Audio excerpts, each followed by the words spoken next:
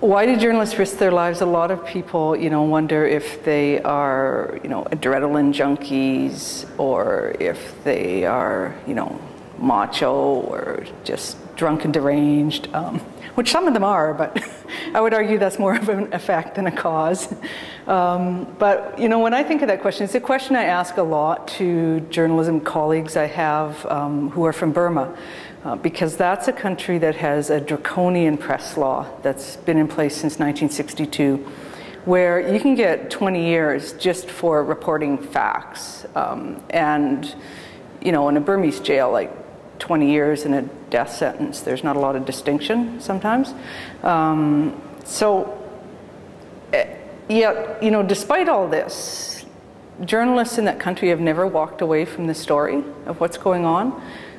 They're either working underground or in exile. Some of them, are in the mainstream state press and just pushing that envelope.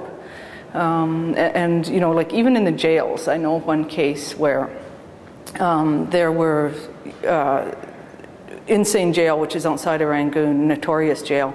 In one of the cell blocks, they had smuggled in a radio, and every night, 2 people would listen to the radio. They'd listen to BBC, and their job was to write down what was going on. And then they would add in commentary, analysis among, some of the different journalists who were in that jail and other people, activists. And they'd publish it, like one issue, pass it around, and then destroy it. The penalty for being caught is very, very grim for that. I also think of a woman I know, young woman, a citizen journalist, who, by virtue of her job, she had access to the internet in her office. So she took that on herself to report on the Saffron Revolution in 2007.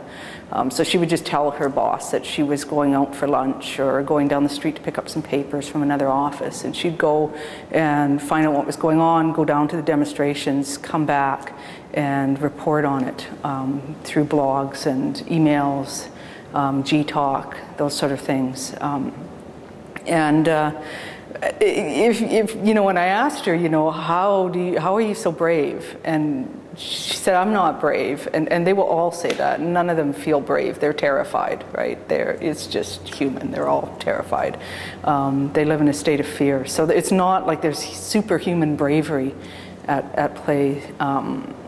And one journalist said to me, it's instinct to communicate. It's human instinct.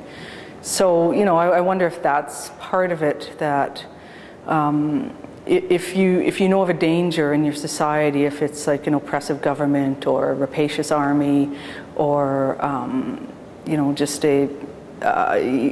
corruption, bad policy, that you want to warn other people about it and let them know, just like I think of a white-tailed deer that puts its tail flag up, and it kind of blows your camouflage, but that's the signal to the herd to you're either going to run or you're going to stand and fight, right? So is that the answer? I don't know. I don't know. If you ask journalists, a lot of them will just say it's something they believe in or it's their job. But I'm very grateful for journalists who do this kind of work, and I think we should all be grateful